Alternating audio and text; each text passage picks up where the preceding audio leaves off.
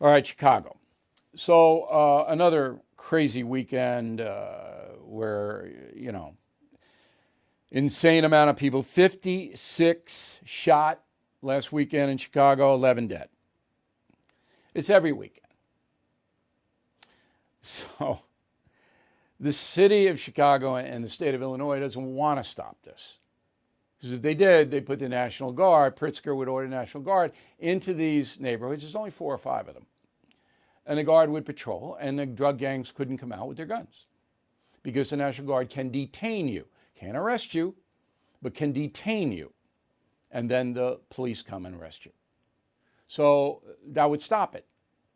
So if the Guard were patrolling last weekend, 56 people would not have been shot and 11 people would still be alive.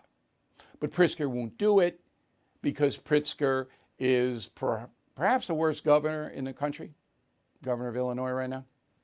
Anyway, so the city of Chicago and Chicago PD Superintendent David Brown, who again have no idea and they don't want to stop it, says we're going to create a team of 50 officers that will target gun traffickers and disreputable licensed firearm dealers. So what good is that going to do, Commissioner Brown? Obviously, the drug gangs already have the guns. They're the ones that are shooting everyone. You know that, I know that. Now, I don't mind you targeting disreputable gun dealers who don't do what they're supposed to do. I don't mind. But why would you take 50 elite Chicago PD and assign them to that rather than assign them to catching the killers? Why? You see, criminals commit crimes. Guns don't. Criminals use guns, but the guns themselves don't commit crimes. Now, you can slow the flow of guns down, I guess, into Cook County, but the drug gangs have plenty of guns already. It's just, none of this makes any sense because they don't really want to solve the problem. Because if you really solve the problem, then you have to occupy African American neighborhoods with mostly white people. That's why they don't want to do it. And so they goes on and on. Philadelphia. So people in Philly, you're going to get what you deserve. You reelected this DA, Krasner, who won't enforce the law. He won't enforce it. So now Philly's catching up to Chicago. Last weekend, 3 dead, 33 shot in Philly, a much smaller city than Chicago, because Krasner doesn't enforce the law. The criminals say, we'll worry about it. We're not going to the penitentiary because Larry isn't going to charge us. It's so simple what is happening. The solutions are difficult because the problem is so acute, life and death.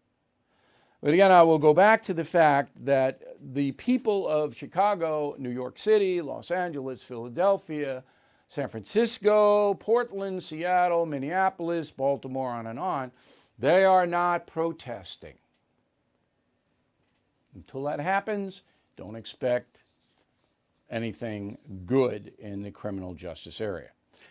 Washington, D.C., another place where crime is totally out of control because the mayor, Muriel Bowser, is a far-left zealot and doesn't want to enforce the law either. He's got a common theme. We don't want to put minority criminals in jail. That's the commonality in all of these places.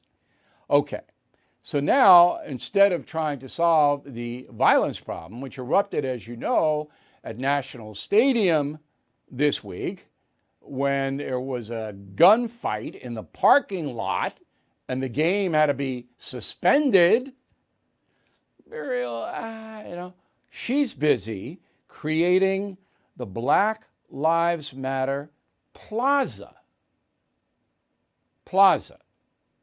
okay, in Washington, D.C. That's what Muriel's doing. Now, I predict there are going to be shootouts in the Black Lives Matter Plaza because there are shootouts everywhere. But this is what she's doing. All right, so it's a 35-foot tall message that spells out Black Lives Matter in giant yellow letters, as you just saw, near the White House. Muriel Bowser is behind it. Crime, gunfire, murders, children getting killed. Nah, we have the plaza.